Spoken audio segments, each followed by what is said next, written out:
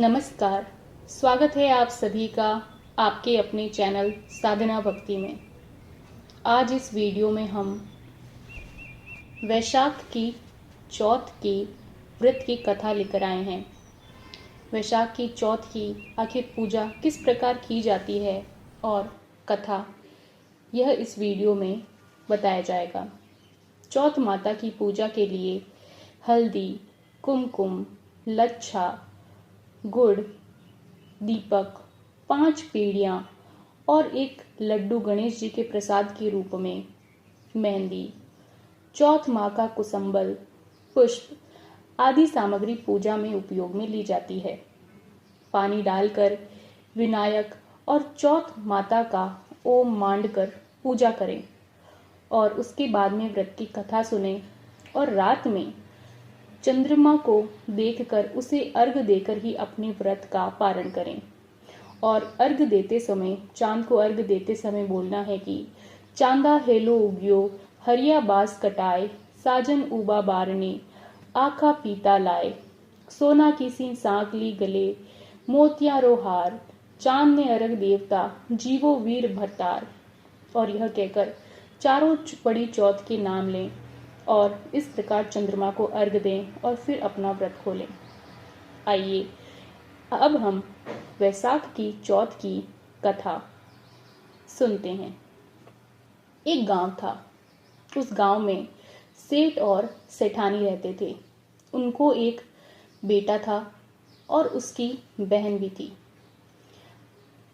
वह बर्तन मांजकर पानी डालने नीचे जाती तो अड़ोस पड़ोस की औरतें उससे पूछती थी कि आज खाने में तूने क्या खाया है। तो वह कहती कि बासी कुसी तरबासी। एक दिन जब वह बर्तन मांजकर पानी फेंकने गई तो रोजाना की तरह औरतों ने उससे पूछा कि आज क्या खाया है। तो फिर उसने यही जवाब दिया कि बासी कुसी तरबासी। उस दिन सेठ के बेटे ने नीचे उतरते हुए उसकी यह बात सुन ली और मन में सोचने लगा, अभी तो यह ताजा भोजन करके आई है, फिर भी इसने दूसरों को बासी कुर्सी क्यों बताया है। दूसरे दिन उसने माँ से कहकर खीर खांड का भोजन बनवाया। माँ, बेटा, बहू तीनों ने बड़ी प्रसन्नता से भोजन किया। बहू बर्तन मांजकर पानी को नीचे डालने गई तो पीछे पीछे उसका आदमी भी गया। आज भी हमेशा की तरह औरतों ने पूछा कि आज क्या खाया। तो उसने वही जवाब दिया, बासी कुसी तरबासी। उसके आदमी को बहुत गुस्सा आया। आज तो मेरे सामने ही खीर खांड का भोजन किया है, फिर भी यह बासी कुसी बता रही है। इसमें क्या रहस्य है? इस बात को जानने के लिए वह रात का इंतजार करने लगा।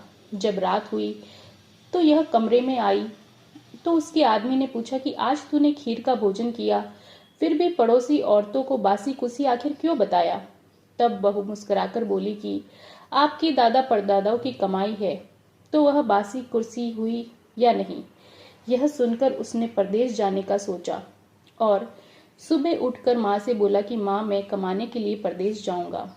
माँ ने कहा कि अपने पास तो बहुत धन है, तुझे परदेश जाने की क्या जरूरत है। लेकिन बेटे की जिद करने पर माँ ने परदेश जाने की अनुमति दी।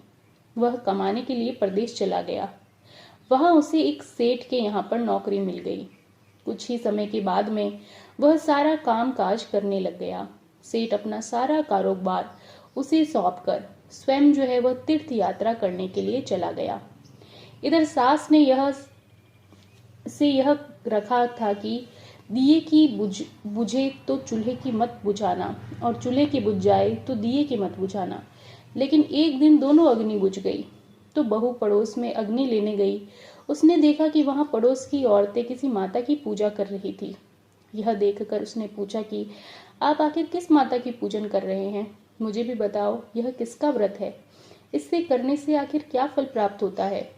तो उनमें से एक बोली कि हम चौथ माता का व्रत और पूजा कर रही हैं। बिछड़े का मिलन होता है, नई पुत्री को पुत्र की प्राप्ति होती है। और इस पर बहू ने कहा कि मेरे भी पति जो है वो परदेश गए हैं, काफी समय हो गया है, मैं भी चौथ माता का व्रत करना चाहती हूँ, लेकिन मेरी सास मुझे बाहर आने नहीं देती, तब मुझे कैसे पता लगेगा कि चौथ कब है। इस पर औरतों ने कहा कि तुम रोजाना एक डिबिया में गेहूं का दाना रखती जाना, जिस दिन 30 दाने पूरे हो जावे उसी दिन व्रत करके शाम को चौथ माता की पूजा करके चंद्रमा को अर्घ देना और उसके बाद ही खाना खा लेना। साहूकार की बहू कहे अनुसार व्रत करने लग गई।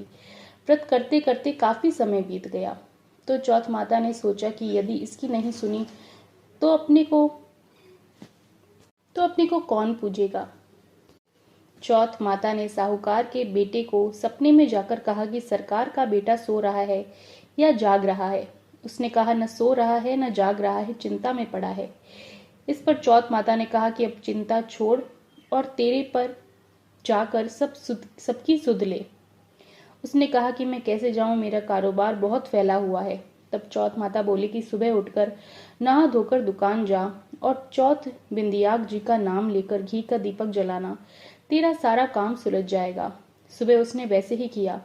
देखते ही देखते सारा हिसाब किताब हो गया और उसने फिर घर जाने की तैयारी कर ली। घर को रवाना हुआ तो रास्ते में एक सांप जा रहा था। उसने सांप को सिसकार दिया। सांप ने गुस्से में आकर कहा, मैं तो अपनी 100 साल उस पूरी कर मुक्ति पाने जा रहा हूँ, तूने बाधा डाल दी, अब मैं तुझे डसूंगा। इस पर साहूकार के बेटे ने कहा कि मैं 12 साल से मेरी माँ और पत्नी से मिलने जा रहा हूँ, उनसे मिलने के बाद डस लेना। तब सांप बोला कि तू घर पर जाकर पलंग पर सोएगा। तब उसने कहा कि मैं अपनी औरत की चोटी नीचे लटका दूंगा, उस पर चढ़कर आ जाना। घर पहुंचा तो वह उदास था। बेटा कुछ बोला नहीं, लेकिन उसकी औरत होशियार थी। सब बात पता करके उसने कमरे में एक सीढ़ी पर दूध, दूसरी पर चूरमा, बालू, रेत, इत्र, फूल आदि 7 सीढ़ियों में 7 वस्तुएं रख दी। आधी रात को जब फुफकारता हुआ सांप आया तो सभी वस्तुओं का आनंद लेकर खुश हुआ, लेकिन वचनों से बंधा हुआ था तो उसे तो डसना ही था। चौथ बिंदियाग जी ने सोचा कि इसकी रक्षा नहीं की तो कलयुग में अपने को कौन पूजेगा। चौथ माता तलवार बनी, बिंदियाग जी ढाल बने और जैसे ही सांप डसने लगा उसे मार दिया। साहूकार के बेटे को नींद नहीं आ रही थी। सांप के मरते ही उसने अपनी पत्नी को उठाया और चौपड़ पासे खेलने लगा। सुबह देर तक बेटा बहू उठे नहीं तो माँ ने कहा, थका आधा पर उठी क्यों नहीं। जाकर देखा तो खून ही खून हो रखा था। उसने कहा कि मेरे बेटे बहू को किसने मार दिया। दब से बैठ बोला कि माँ, वह मेरा दुश्मन सर है, यहाँ की सफाई कराओ, तब तक हम आएंगे।